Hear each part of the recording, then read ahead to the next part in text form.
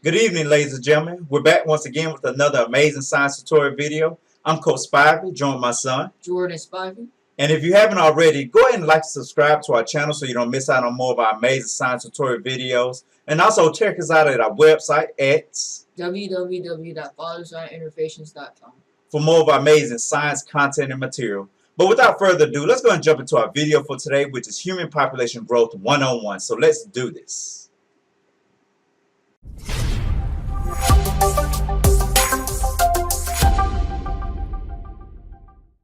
Now let's take a look at some of the causes of human population growth. And we'll start around 8000 BC, and this is where agriculture began.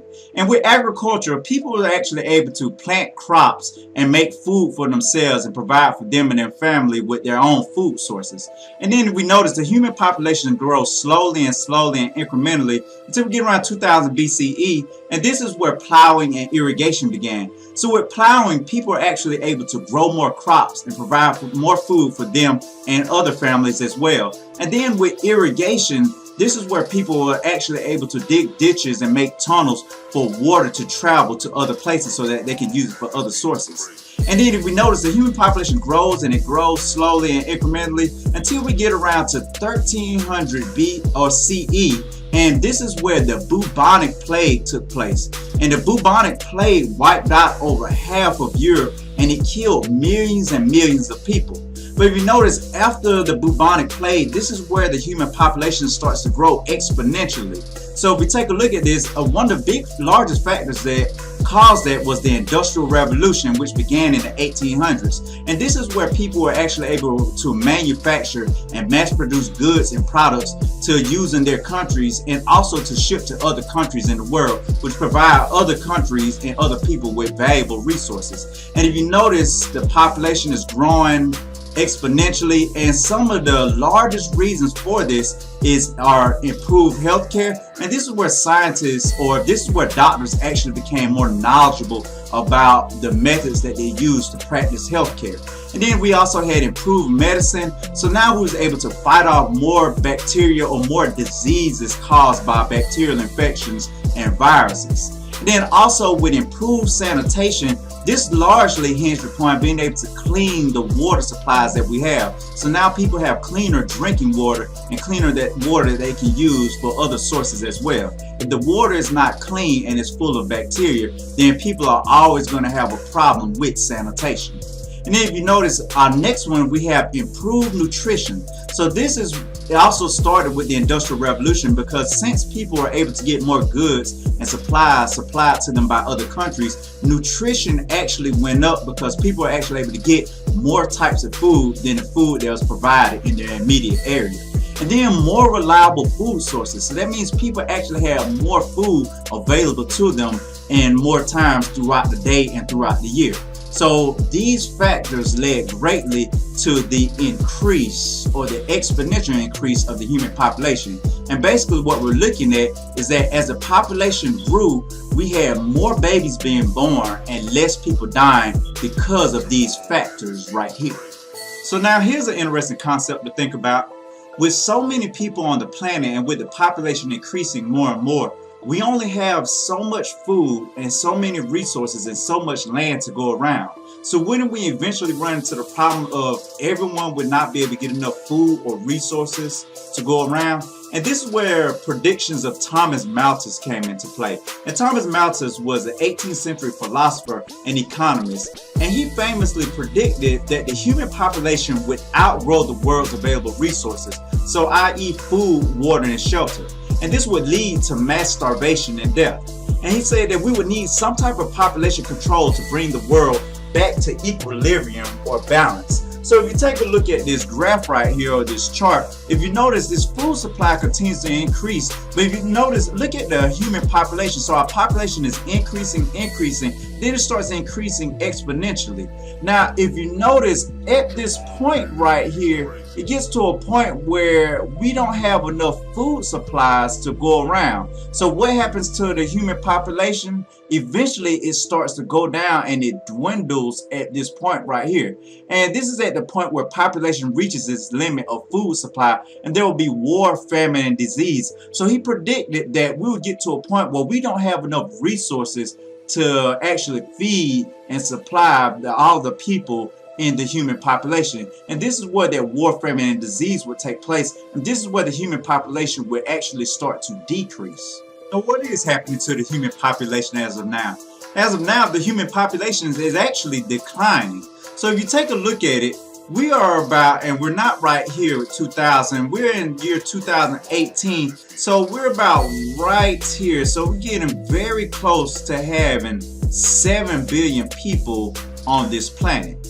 Now, if you notice, we have two lines, and this bottom line, this blue line, represents more developed countries. So you're looking at countries like the United States, Japan, and China. And if you notice, these countries, the population is actually growing slowly and is actually leveling off. So the population isn't growing as fast or as rapid. But if you look in less developed countries such as Argentina, Guatemala, the population is growing very large and almost exponentially. So that means you're having a lot of children that are being born right here. So if you notice, the prediction for our world total in 2050 is saying that in 2050 we'll have over 9 billion people on this planet if our population, or if the world's population, continues to grow at this rate. Let's go over an important term, which is demographic transition. And this is a dramatic change from high birth rates and death rates to low birth rates. So if you notice, in a demographic transition, there are 3 stages. In stage 1, we have the birth rate and death rate are equally high. In stage 2, the death rate begins to fall, but birth rates remain high. And then in stage 3, the birth rate falls to meet the death rate. So let's go ahead and compare and contrast these 3 countries. So we'll first start off with looking at Afghanistan. And if you notice, there's a rapid growth rate. So if we look down here at the bottom, there's a large amount of babies being born. But as we continue to go up their age structure right here, you notice we have a lot of babies being born, but you have very few people that live to be 80 to 85 plus years old. So this could be due to a number of factors. It could be less sanitation, less food supplies, and also less medical care.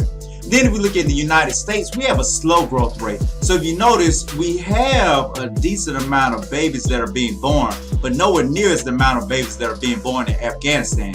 And if you notice, as we go up this age structure, we have more people living to be 80 and 85 plus.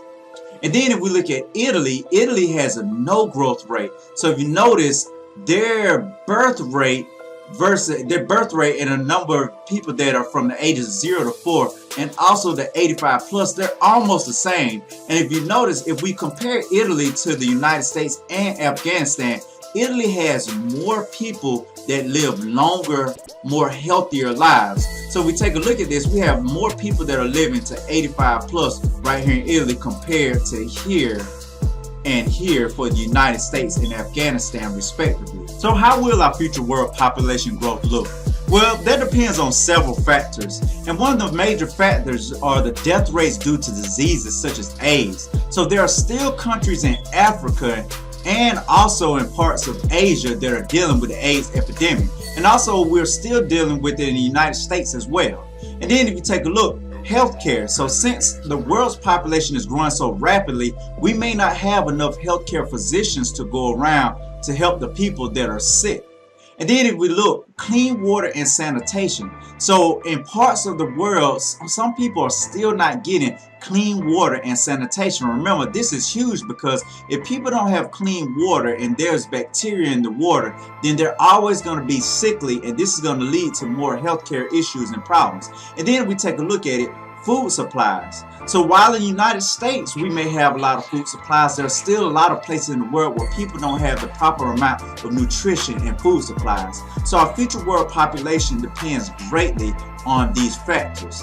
And if we take a look at this, it's estimated that around 2048 we're going to have 9 billion people on our planet.